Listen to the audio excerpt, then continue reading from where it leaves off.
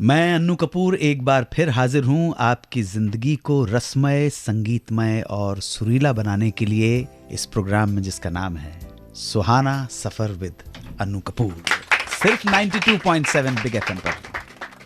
आज सिलसिला गीतों का जारी करेंगे जिस साल ने हमें म्यूजिक के नए ट्रेंड्स दिए और कुछ पुराने ट्रेंड्स को छोड़ दिया। आज सुहाना सफर विद अन्नू कपूर आपको ले जाएगा सन 1982 की यादों में। Credit goes to music director Bappi Lahiri और प्रोड्यूसर डायरेक्टर बी सुभाष को, जिन्होंने एक फिल्म लिखी जिसमें हीरो एक गायक और म्यूजिशियन होता है। वो अभिमान के अमिताभ बच्चन की तरह प्लेबैक सिंगर नहीं है, ना ही सरगम के ऋषि कपूर की तरह भारतीय संगीत की परंपरा को फॉलो करता है। वो तो वेस्टर्न म्यूजिक का दीवाना है और उसे प्यार है डिस्को से। बी सुभाष ने इस फिल्म के लिए मिथुन चक्रवर्ती को लिया और बप्पी लहरी को साइन किया as a music director. Bappi ने मौके का सही फायदा उठाते हुए डिस्को और बॉलीवुड म्यूजिक का ऐसा मिक्स तैयार किया कि पूरा देश उनकी धुनों पे नाच उठा। उनका बनाया एक एक गीत भारत के गली गली कूचो कूचो नुक्कड़ों में बच्चे बच्चे की जुबान पर था। कोई यहाँ नचे कोई वहाँ नचे नचे और वो I am a disco dancer I am a disco dancer और वो कैसे याद आ रहा है। बिल्कुल बिल्कुल, एक से एक हिट गीत जिसने इस फिल्म को सुपर हिट बना दिया। बप्पी लहरी इस फिल्म के मिथुन पे पिक्चराए सारे गीत किशोर कुमार से गवाना चाहते थे, पर किशोर कुमार ने मिथुन चक्रवर्ती के लिए प्लेबैक गाने से इनकार कर दिया, क्योंकि उन्हीं दिनों मिथुन ने उनकी एक्स वाइफ योगिता बाली से शादी कर ली थी। अब ये रीजन मुझे समझ में आज तक कब नहीं आया कि ये क्या रीजन हुआ लेकिन बड़े लोगों की बड़ी बातें हर एक के खजाने से और अलमारी से बड़े बड़े अस्थि पंजर निकलते इसलिए इस फिल्म में एंट्री हुई विजय बेंडिक की और बप्पी लहरी ने खुद भी इस फिल्म में अपनी आवाज का इस्तेमाल मिथुन के लिए किया। यही वो फिल्म थी जिसने पार्वती खान को भी सिंगर बना दिया। देखिए, जिम्मी जिम्मी और आजा आजा बन गया नेशनल क्रेज, तो आप समझ सकते हैं कि हमारे कंट्री का नेशनल क्रेज कुछ भी बन सकता है इस फिल्म के हिट होते ही बप्पी लहरी को डिस्को किंग की उपाधि से नवाज दिया गया। पर आज बात हो रही है साल 1982 की, 1982। और अब बात करते हैं उस चाइल्ड आर्टिस्ट की जिसका जिक्र मैंने जाने से पहले किया था। ये चाइल्ड आर्टिस्ट थी पद्मिनी कोल्हापुरे। पद्मिनी का फिल्मों से रिश्ता उनके बचपन से ही रहा। शुरुआत हुई कोरस सिंगर से, फिर एक दो गीत मिले जिसमें उन्हें कुछ लाइंस गाने को मिली, पर स्ट्रगल चलता रहा, बात कुछ बनी नहीं। पद्मिनी कोल्हापुरे मंगेशकर परिवार से जुड़ी थीं। देवानंद अपनी फिल्म इश्क इश्क के लिए चाइल्ड आर्टिस्ट की तलाश कर रहे थे, इसलिए आशा भोसले ने उन्हें पद्मिनी कोल्हापुरे का नाम सजेस्ट किया और देव आनंद ने पद्मिनी को कास्ट कर लिया। इसके बाद पद्मिनी कोल्हापुरे ने फिल्म ड्रीम गर्ल और जिंदगी में जहां छोटे छोटे रोल किए, वहीं नूतन राजेंद्र कुमार की स्टारर फिल्म साजन बिना सुहागन में ऐसी भूमिका निभाई जो नूतन के बाद सबसे इंपॉर्टेंट भूमिका थी। इसी दौरान इन पे नजर पड़ गई शोमैन राज कपूर की, जो उस वक्त सत्यम शिवम सुंदरम बना रहे थे, जिसमें जीनत अमान के बचपन की भूमिका के लिए उन्होंने पद्मिनी को साइन कर लिया। पिक्चर आई और पद्मिनी दर्शकों की नजरों में अपनी पहचान इससे पहले बना चुकी थी, थोड़ा बहुत लोग जानने पहचानने लगे थे। अपने बचपन में ही पद्मिनी ने गहराई नाम की फिल्म की, जो उनके ही एक सीन और हॉरर फिल्म होने की वजह से एडल्ट फिल्म घोषित की गई। इस रोल को देखकर बी.आर. चोपड़ा ने 15 साल की पद्मिनी को फिल्म इंसाफ का तराजू में एक रेप विक्टिम की बहन की भूमिका दी, जो खुद भी रेप का शिकार हो जाती है। रोल अच्छा किया उन्होंने और अच्छे रोल के लिए पद्मिनी कोल्हापुरे को उस साल के बेस्ट सपोर्टिंग एक्ट्रेस के फिल्म फेयर अवार्ड से नवाज दिया गया। संयोग देखिए, यह फिल्म भी एक एडल्ट फिल्म थी। जिसे पद्मिनी कोल्हापुरे खुद सिनेमा हॉल में नहीं देख सकती थी।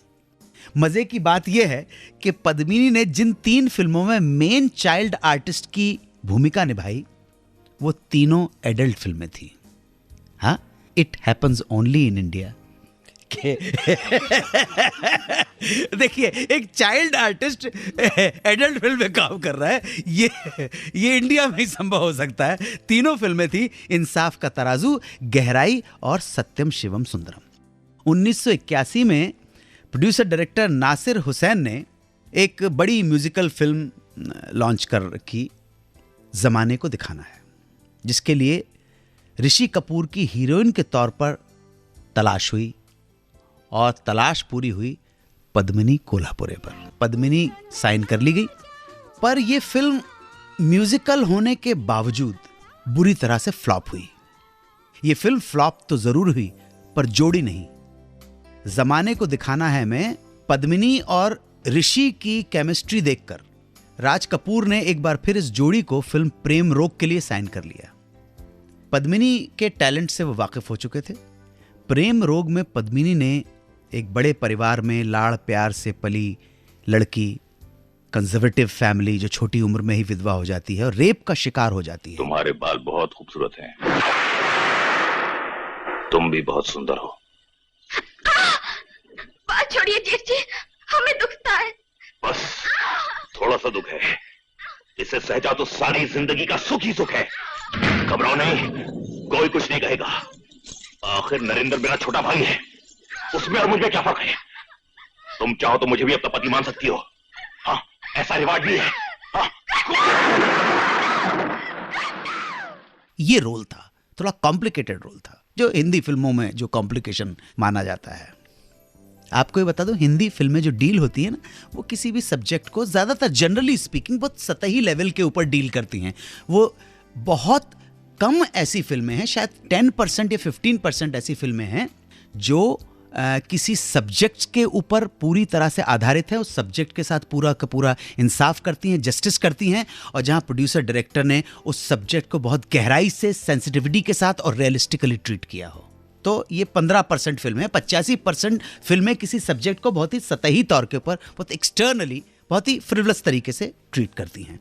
तो ये फिल्म जब रिलीज हुई, प्रेम रोग, तो पद्मिनी के काम को जनता ने बहुत सराहा, जो भी उनका काम था, और इस फिल्म के लिए बेस्ट एक्ट्रेस का फिल्म फेयर अवार्ड भी उन्हें मिला। इसके बाद तो पद्मिनी की पहचान ऐसी एक्ट्रेस के रूप में होने लगी जो कठिन से कठिन भूमिका को आसानी से निभा सकती थी। इस तरह राज कपूर की प्रेम रोग ने पद्मिनी को बना दिया स्टार। इसी फिल्म के लिए राज कपूर को बेस्ट डायरेक्टर का अवार्ड भी मिला। प्रेम रोग के संगीत ने भी खूब धूम मचाई। गाना कुछ याद है प्रेम रोग का? अरे कुछ नहीं है वाता जब रोगी ये लग जाता, मैं हूँ प्रेम रोगी, मैं हूँ प्रेम रोगी, मेरे दवा तो कराओ, जाओ जाओ जाओ किसी वैद्य को बुलाओ, मैं हूँ प्रेम रोगी। ये लक्ष्मीकांत प्यारेलाल का म्यूजिक, और गीत लिखे थे संतोष आनंद ने, जिनको बेस्ट गीतकार का फिल्म फेयर अवार्ड भी मिला। B.R. चोपड़ा जी मुस्लिम बैकग्राउंड पर एक फिल्म बना रहे थे, और फिल्म का सब्जेक्ट था तलाक। तलाक किस तरह से प्रॉब्लम क्रिएट करता है। चोपड़ा साहब ने हमेशा थीम बेस्ड फिल्म्स बनाई हैं, कहानी को प्रदान करते हुए फिर उन्होंने एक कमर्शियल सेटअप का ताना बाना बुना है, और जस्टिस अपनी तरफ से पूरा कहानी के साथ न्याय करने की कोशिश की है। फिल्म का नाम भी उन्होंने तलाक रखा। हीरो साइन हो गया, हीरोइन की तलाश जारी थी। अच्छा, वो जमाना ऐसा था, 1982 का, हमारा सैटेलाइट चैनल तो आया नहीं था। ले दे के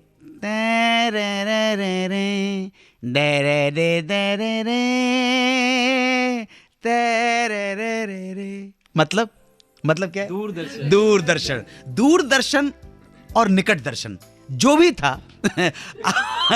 अच्छा, मैं वो दूरदर्शन था। और मैं आपको एक बात और बताना चाहूंगा, ये इससे पहले कि जीतू साहब की बेटी ने के का चक्कर शुरू किया ना, क्योंकि सास भी कभी बहू थी, है ना, इसके ऊपर बहुत सारे जोक भी बने हैं कि भैया बहू के 1-2 अफेयर हुए तो ससुर ने सुसाइड कमिट कर लिया, है ना। बहू के 3-4 अफेयर हो गए तो हस्बैंड ने सुसाइड कमिट कर लिया। सास फिर भी चुप रही, क्यों? क्योंकि सास भी कभी बहू थी।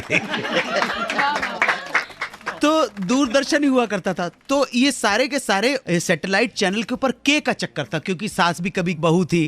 कहानी घर घर की का चक्कर हुआ, कसौटी, कहीं किसी रोज, कुमकुम, इस तरह के शो हुआ करते थे। लेकिन के का फंडा मैं आपको बता दूं, ये सैटेलाइट चैनल जब से आए, जो भी आपके ये पूरे टीवी अब आज मचाता रखा है, उसके ऊपर के अक्षर बड़ा इंपॉर्टेंट हुआ करता है। इस के अक्षर के जो प्रोग्राम थे उनकी टीआरपी बहुत आया करती थी। लेकिन दूरदर्शन के जमाने में भी के अक्षर का एक प्रोग्राम था और उसकी हाईएस्ट टीआरपी थी। उस प्रोग्राम का नाम कृषि दर्शन।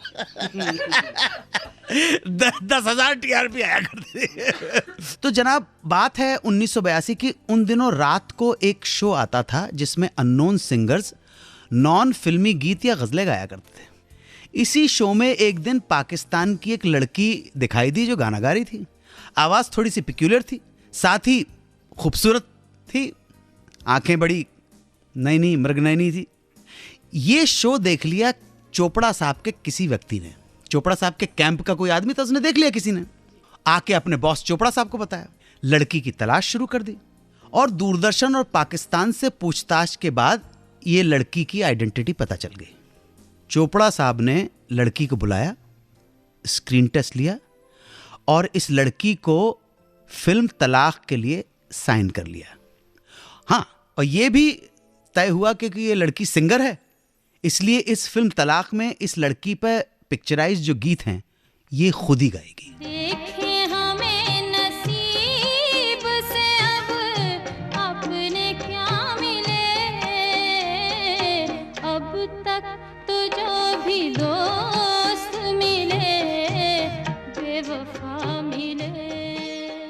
हर हीरोइन को कहीं ना कहीं एक है तो सही कि वो अपने गीत खुद ही गाए। अगर जरा सा भी उसको पॉसिबिलिटी नजर आती है कि आजकल तो क्या हो गया कि कोई भी आप किसी से भी पूछिए आप कि आप गाते, मैं बहुत अच्छा गाती हूँ, मैं बहुत अच्छा गाती हूँ, सुनाऊँ आपको गाना, ये आपको तो क्योंकि जिसने अगर आपने संगीत का महासमुद्र देखा नहीं हो, जिसने देखा नहीं है, तो वो घर या मोहल्ले के बाहर बहती हुई नाली को देखकर ही वो समझेगा कि यही दरिया है। आप समझे ना। जिसने चाहा पी डाले सागर के सागर, जिसने चाहा घर बुलवाए चांद सितारे, करने वाले तो करते हैं बात यहाँ तक, मौत डर गई थी जीवन के डर के मारे। तो उनकी अपनी इच्छा है, उनकी अपनी चाह है, तो इसलिए इस लड़की को भी कहा कि भाई गाती तो तू है। बाकी हिंदी फिल्मों में जहां तक एक्टिंग की बात है, तो मेरा अपना पर्सनल तजुर्बा यह कि हिंदी फिल्मों में एक्टिंग करना या करवाना कोई बड़ी बात नहीं है, कोई बड़ी बात नहीं। हमारे जो डायरेक्टर्स हैं, निर्माता निर्देशक हैं, वो इतने चतुर, चालाक, चौकस और चमत्कारी हैं कि ठंड की मौसम है, ठंड का मौसम है, बर्फ पड़ रही है, हीरो पूरा ओवरकोट और हाथों में दस्ताने पहन के खड़ा हुआ है, लेकिन हीरोइन को जॉर्जेट की साड़ी में नचवाना हमारे फिल्म इंडस्ट्री के डायरेक्टर प्रोड्यूसर को खूब आता है। तो चोपड़ा साहब ने भी सोचा होगा एक्टिंग तो करवा ही लेंगे, लेकिन गाना गाती है इसलिए गाना भी हो जाएगा। और ये फिल्म बननी शुरू हुई, लेकिन मुस्लिम कम्युनिटी को इस नाम से इतना ऑब्जेक्शन हो गया कि नहीं जी, तलाक नाम नहीं हो सकता है, बिल्कुल नहीं हो सकता। ये लड़की जो पाकिस्तान से आई थी, इसका नाम था सलमा आगा। इस नाम को लेकर, इस टाइटल को लेकर इतना बड़ी कंट्रोवर्सी, इतना बड़ा हंगामा, इतना बड़ा पूरे देश में विरोध हो गया कि बीआर चोपड़ा को इस विरोध के सामने झुकना पड़ा, तलाक बदल के निकाह करना पड़ा, सलमा आगा को साइन किया गया। और उन्हीं के लिए रवि साहब ने हीरोइन के लिए जो कंपोजिशन तैयार की, तो उनको लगा कि सलमा आगा की एक पिक्यूलियर आवाज़ है, हल्की सी नेज़ल वॉइस भी है, थोड़ा आवाज़ में भारीपन है। जो पाकिस्तान की जो सिंगर्स हैं वो अभी भी, आप ध्यान रखिएगा, वो मैडम नूर जहाँ के इन्फ्लुएंस से बाहर आज तक नहीं निकल पाई हैं। कथा कला माफ़ हो, with due respect to all, Pakistan की हर सिंगर को जब आप सुनते हैं तो आपको ऐसा लगेगा वो भारी आवाज़ है, हल्की सी नेज़ल आवाज़ है। तो इस नेज़ल आवाज़ को एडजस्ट करने के लिए म्यूजिक डायरेक्टर रवि साहब को 16 धुनें बनानी पड़ी थी, 16 ट्यून्स बनानी पड़ी थी। निकाह बनी, निकाह आई, निकाह सुपरहिट हो गई और सलमा आगा कम से कम इस फिल्म के जरिए एक बहुत बड़ी स्टार सिंगर एक्ट्रेस बन गई। तो वो कौन सी फिल्म थी जिसमें हमारे देश के 2 सुपरस्टार हीरो और इन सब से बढ़कर 2 महान अभिनेता एक साथ पहली और अभी तक आखिरी बार आए हैं। देखिए, दोनों सलामत हैं और दोनों की मैं दीर्घायु की कामना करता हूं, प्रभु से प्रार्थना करता हूं। आप बता सकते हैं वो फिल्म कौन सी थी? एनीबॉडी? कौन सी फिल्म थी? शत्रुघ्न सिन्हा अमिताभ बच्चन। शत्रुघ्न सिन्हा अमिताभ बच्चन नहीं, दिलीप कुमार और ये क्या कह रहे हैं, क्या? राजकुमार जी। दिलीप कुमार और राजकुमार। लेकिन मैंने अभी आपसे कहा, नहीं बात तो आप सही कह रहे हैं, सौदागर फिल्म जी जी में पहली और आखिरी बार आए, लेकिन मैंने अभी आपसे निवेदन किया था कि दोनों के दोनों अभी तक हयात हैं। सर, वो सौदागर में वो पहली बार आखिरी बार नहीं आए थे। हाँ। सौदागर से पहले वो फिल्म कर चुके थे एक साथ। हाँ, कौन सी फिल्म? फिल्म पैगाम। इंसान का इंसान से हो भाईचारा, यही पैगाम। बिल्कुल सही, जोरदार तालियां अजय गुप्ता जी के लिए। बिल्कुल। और नीलिमा, आपने कोशिश की, आपने नाम सही बताया, लेकिन ये मैं आप मेरे ख्याल अमिताभ बच्चन और दिलीप कुमार। कौन सी फिल्म? शक्ति है। एग्जैक्टली, नीलिमा के लिए जोरदार ताली। बिल्कुल सही, शक्ति। बिल्कुल सही फिल्म है। अभी तक की अमिताभ बच्चन और दिलीप कुमार की अभी तक की लास्ट फिल्म है। जब मैं ये कह पहली और अभी तक की आखिरी फिल्म, तो अभी तक की आखिरी फिल्म में मेरा इन शब्दों को इस्तेमाल करने का प्रयोजन सिर्फ इतना ही है कि दोनों अभी हैं हमारे बीच में। आप समझ रहे हैं ना? और हमारी तो प्रभु से प्रार्थना है, हम हमारे जितने भी श्रोता हैं, आप जो भी लोग इस प्रोग्राम को सुन रहे हैं जिसका नाम है सुहाना सफर विद अन्नू कपूर, हम चाहते हैं कि आप सही रहो, सलामत रहो, खुश रहो, आबाद रहो, मुंबई रहो या इलाहाबाद रहो। हमारी तो यही प्रार्थना है। इसलिए मैं कह रहा हूं, पहली और अभी तक की आखिरी फिल्म दिलीप कुमार और अमिताभ बच्चन। जिस दिन से फिल्म अनाउंस हुई उसी दिन से फिल्म इंडस्ट्री और जनता के लिए बहुत बड़ी न्यूज़ थी।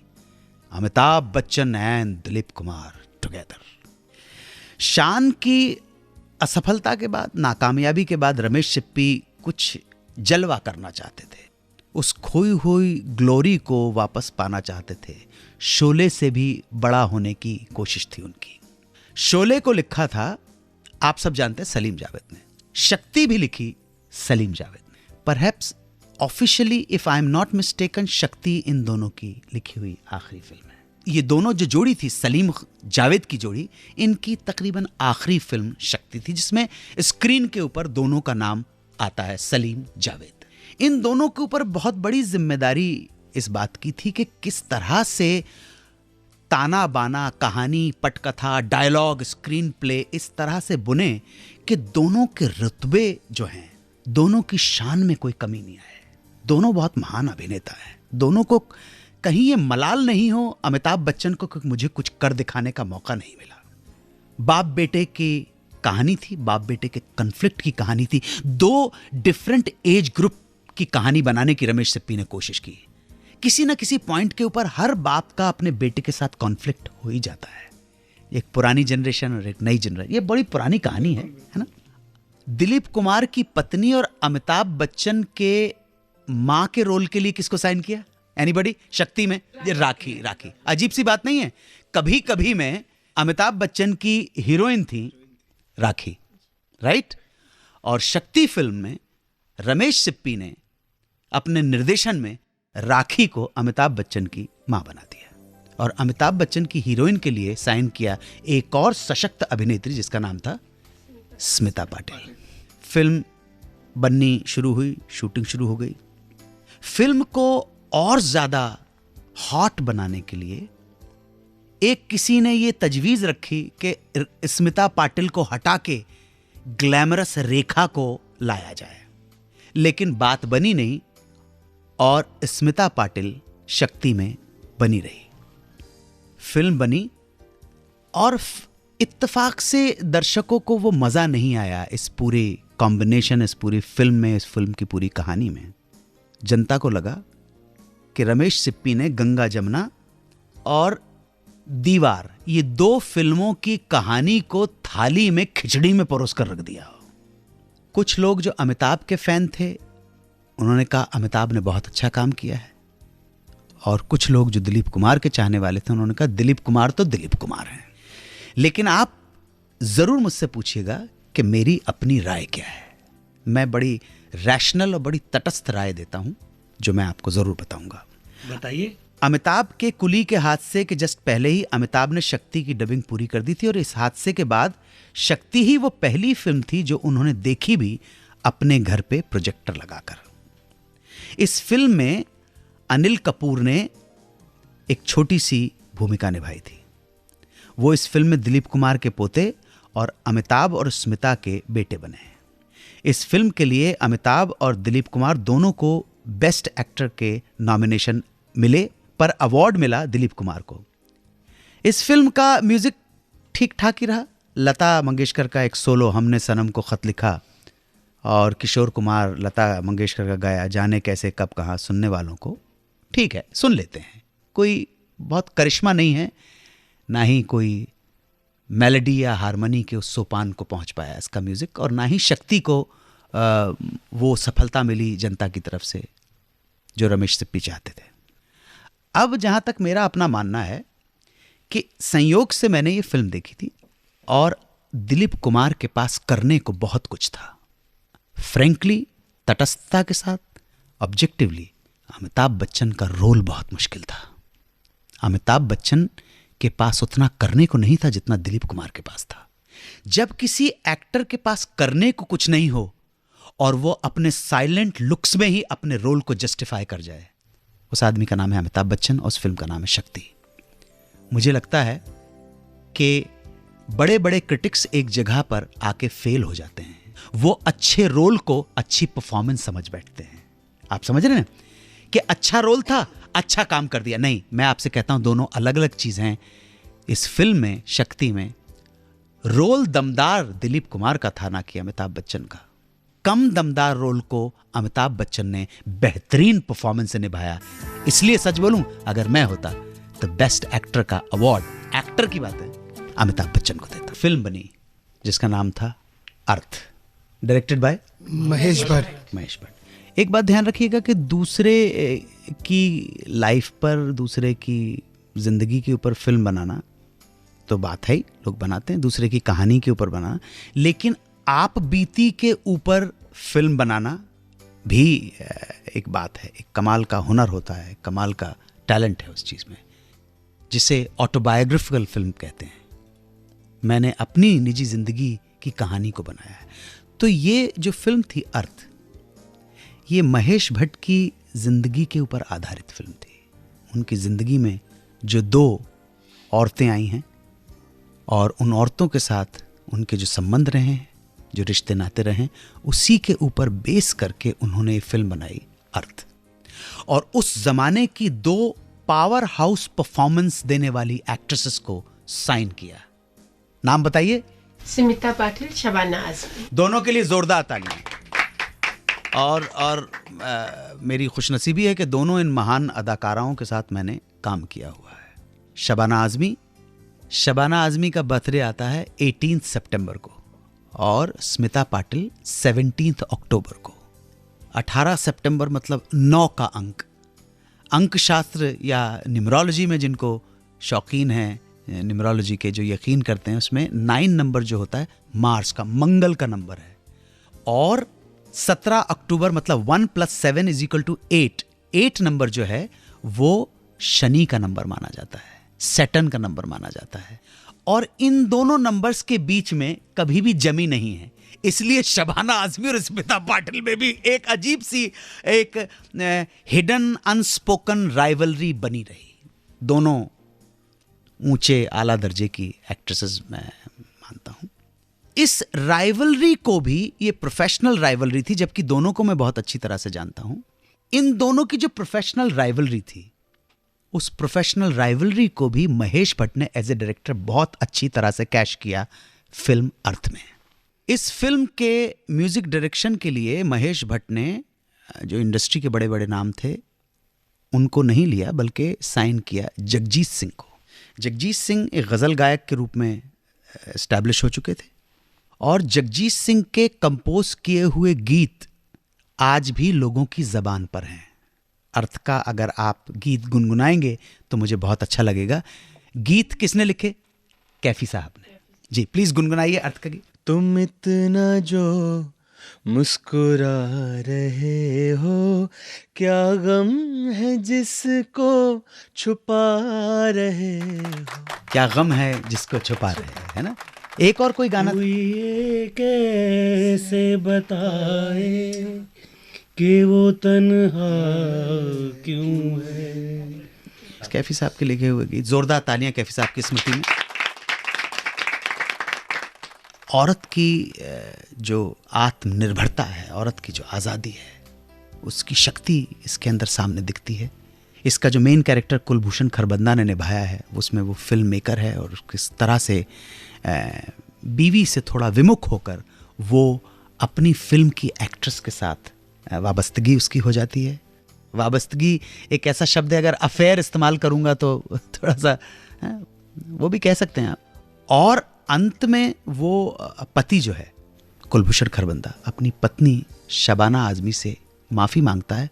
तो इसमें पति के माफ़ी मांगने के बावजूद, इस बात के बावजूद कि हीरोइन की ज़िंदगी में, मतलब पत्नी की ज़िंदगी में एक दूसरा पुरुष आ गया है, शबाना आजमी का कैरेक्टर ये डिसाइड करता है इनफ इज़ इनफ, मुझे अब किसी की दरकार नहीं है, मुझे किसी पुरुष के सहारे की चाह नहीं है। अपने आप में एक टर्निंग पॉइंट थी ये फिल्म, कही जा सकती है। एक नए मानवीय और पति पत्नी के रिश्तों को, स्त्री के नए दृष्टिकोण को ये फिल्म सामने आती है। इसमें रोहिणी हतंगड़ी का भी बहुत कमाल का रोल था। शबाना आजमी को इस फिल्म के लिए बेस्ट एक्ट्रेस का नेशनल अवार्ड और फिल्म फेयर अवार्ड भी मिला। रोहिणी हतंगड़ी को भी बेस्ट सपोर्टिंग एक्ट्रेस का फिल्म फेयर अवार्ड मिला। अर्थ काफ़ी चर्चा में आई हुई फिल्म थी। अच्छी फिल्म बनाई थी महेश भट्ट ने, जोरदार तालियां महेश भट्ट के लिए। और अभी भी मैं जो हिंदी फिल्म स्क्रीन पर जो ईमानदारी के साथ, बगैर शाणपत्ती किए हुए जो सीन इनेक्ट किए गए हैं, ईमानदारी के साथ जो सीन किए गए हैं, उनमें से एक छोटा सा सीन शबाना आजमी ने इस फिल्म में किया है, जब वो टेलीफोन पर अपने हस्बैंड से बात कर रही है। आई थिंक शबाना आजमी की वन ऑफ द फाइनेस्ट ईमानदारी की ये परफॉर्मेंस होगी। जोरदार तालियां शबाना आजमी के लिए। सुहाना सफर विद अन्नू कपूर, सिर्फ 92.7 बिग एफएम पर। आज हमने बात की साल 1982 की। ये वो साल था जब किसी हिंदुस्तानी ने नहीं, इंडियन ने नहीं, बल्कि वेस्टर्न वर्ल्ड के आदमी ने हिंदुस्तान के एक महानायक की जीवन के ऊपर फिल्म बनाने की सोची। ये महानायक भारत के राष्ट्रपिता भी माने जाते हैं और इनका नाम है मोहनदास करमचंद गांधी। गांधी क्या हैं? गांधी कौन थे? इसके बारे में बहुत चर्चाएं हैं। मैं तो अपने एक दोस्त की आप बीती सच्ची कहानी आपको संक्षिप्त में सुनाना चाहता हूं। ये दोनों दोस्त दिल्ली के थे और अपने यूथ के अंदर इन्होंने सोचा कि हम यूरोप जाके नाम कमाएंगे, पैसा कमाएंगे। माँ बाप से परमिशन ली और किसी तरह से ये लोग $100 रख के पहुंच गए। यहाँ से निकले, अफगानिस्तान पहुंचे, अफगानिस्तान से कहीं और पहुंचे। इनका उद्देश्य था कि किसी तरह से पहुंच जाए और जाके, वो कम्युनिस्ट रिजीम था, कम्युनिस्ट लोगों का देश था तब बल्गेरिया, वहाँ पर सीमा पर बल्गेरिया की बॉर्डर के ऊपर ये लोग पकड़ लिए गए। इनके पास पैसा कौड़ी नहीं था, बल्गेरिया की मिलिट्री पुलिस ने इनको पकड़ लिया। अब समस्या ये थी कि बरसात हो रही थी, एक जो मौसेरा भाई था उसको बुखार भी चढ़ गया था, दूसरे मौसेरे भाई ने, कुक्कू नाम था, कुक्कू शर्मा उनका नाम था, उन्होंने अपने मौसेरे भाई बाली को पीठ के ऊपर लाद दिया और किसी तरह से आगे बढ़े। लेकिन मिलिट्री पुलिस, बल्गेरिया में कम्युनिस्ट रिजीम की मिलिट्री पुलिस ने उनको पकड़ लिया। इनकी समस्या ये कि ये बल्गेरियन लैंग्वेज नहीं समझ पाते थे और उनकी समस्या ये कि वो इंग्लिश नहीं समझ पाते थे। दोनों समझाने की कोशिश कर रहे हैं, मिलिट्री की गनें उनके सीने के ऊपर तनी हुई हैं। तब कुक्कू को समझाने के लिए बोलना पड़ा Gandhi Gandhi India, Gandhi India, Gandhi India. ये दो शब्द बल्गेरिया के कम्युनिस्ट रिजीम के मिलिट्री के लोग समझ पाए और उनकी तनी हुई बंदूकें और मशीन गनें झुक गई। उन्होंने गांधी का नाम लेने वाले दो भारतीयों को न सिर्फ अपने मिलिट्री बैरक्स में ले गए, खाना खिलाया, दवा दारू की, और 4 दिन के बाद जब बाली ठीक हो गया, आज दोनों हॉलैंड में रहते हैं, तो चलते वक्त $10 भी दिए। गांधी वो नाम है। इसी गांधी को लेकर रिचर्ड एटनबरो ने एक फिल्म बनाई, गांधी। बेन किंग्सले को लिया गया और गांधी फिल्म की शूटिंग जाहिर है कि हमारे यहाँ पर हिंदुस्तान में की गई। इस फिल्म को 8 ऑस्कर अवार्ड्स मिले। बेन किंग्सले को बेस्ट एक्टर का ऑस्कर मिला। हमारी जो रोहिणी ताई हैं, रोहिणी हतंगड़ी जी, उन्होंने कस्तूरबा की भूमिका निभाई थी। मेरे एक टीचर हैं रोशन सेठ, उन्होंने जवाहरलाल नेहरू की भूमिका निभाई थी। यह भी 1982 में हुआ था। यही वो साल था जब सुभाष घई ने पहली बार दिलीप कुमार को डायरेक्ट किया। फिल्म थी विधाता, जिसमें फिल्म संघर्ष के बाद एक बार फिर दिलीप कुमार और संजीव कुमार आमने सामने आए। कमाल के 2 महान एक्टर्स। जोरदार तालियां दोनों के लिए। गुलजार ने भी इस साल एक कॉमेडी फिल्म डायरेक्ट की, अंगूर रीमेक थी या इंस्पायर थी ग्रेट विलियम शेक्सपियर के कॉमेडी ऑफ एरर प्ले के ऊपर, जिसमें 2 संजीव कुमार और 2 देवेन वर्मा के काम देखने को मिले। देवेन वर्मा को इस फिल्म के लिए बेस्ट कॉमेडियन का फिल्म फेयर अवार्ड मिला। अमिताभ बच्चन की इस साल आई नमक हलाल, देश प्रेमी और सत्ते पे सत्ता। सारी फिल्में कामयाब। खुददार और बेमिसाल जैसी एवरेज फिल्में भी उन्होंने की। इस साल कई बड़ी बड़ी फिल्में रिलीज हुई पर उन्हें सफलता नहीं मिली, जिनमें शामिल थी विजय आनंद की राजपूत, जिसमें राजेश खन्ना, विनोद खन्ना और धर्मेंद्र जैसे स्टार थे। वहीं धर्म काटा और सनम तेरी कसम जैसी फिल्में भी शामिल थीं। आपको ये जान के ताज्जुब होगा कि 12 बार नॉमिनेशन के बावजूद इस साल पहली बार आर.डी. बर्मन को उनकी लाइफ का पहला फिल्म फेयर अवार्ड मिला। फिल्म थी सनम तेरी कसम, जिसका म्यूजिक मैं कोई कमाल का जलवे वाला म्यूजिक नहीं मानता हूं। आर.डी. बर्मन ने जिन फिल्म्स के लिए उनको कोई अवार्ड नहीं मिला, उसमें कहीं बेहतरीन म्यूजिक दिया है। लेकिन ये म्यूजिक का जो वर्ल्ड है ना, ये जो अवार्ड्स का सिस्टम है ना, वो बड़ा अजीब सा है, बड़ा तनावपूर्ण है और बड़ा कॉम्प्लिकेटेड है। आर.डी. बर्मन ने इससे पहले बेहतरीन म्यूजिक दिया है कारवां में, आपकी कसम में, यादों की बारात, खेल खेल में, शोले, किनारा, लव स्टोरी, इनके लिए नॉमिनेट हुए लेकिन कभी उनको अवार्ड नहीं मिल पाया। तो ऐसा था साल 1982 का लेखा जोखा। Richard Attenborough, Subhash Ghai, Dilip Kumar, Sanjeev Kumar, RD. Burman, Rajesh Khanna, Amitabh Bachchan, और ये वो साल था 1982 का जिस साल में हमने इन लोगों की चर्चा की। और 1982 में ही आपका ये मित्र अन्नू कपूर 29 जून 1982 को बोरीवली प्लेटफॉर्म पर उतरा था। 3:30 बजे बोरीवली से एक लोकल ट्रेन पकड़ के पहुंचा था बैंड्रा से एक स्कूटर ऑटो रिक्शा वाले ने ₹1.20 लेके कार्टर रोड पहुंचा था। ये वही दिन था जब मैं मुंबई नगरी में आया था, जो तब से लेकर अब तक ये मुंबई नगरी मेरी कर्मभूमि रही। इस नगरी के लोग खुश रहें, सलामत रहें, आबाद रहें, ये मेरी प्रभु से प्रार्थना है। आप और हमारे बीच में ये प्रेम का रिश्ता बना रहे, इसी प्रार्थना के साथ कल फिर मुलाकात होगी। 92.7 बिग FM पर सुनते रहिए सुहाना सफर विद अन्नू कपूर में 80 के दशक के सुरीले नगमे और उनसे जुड़ी दिलचस्प कहानियां, सिर्फ 92.7 बिग FM पर।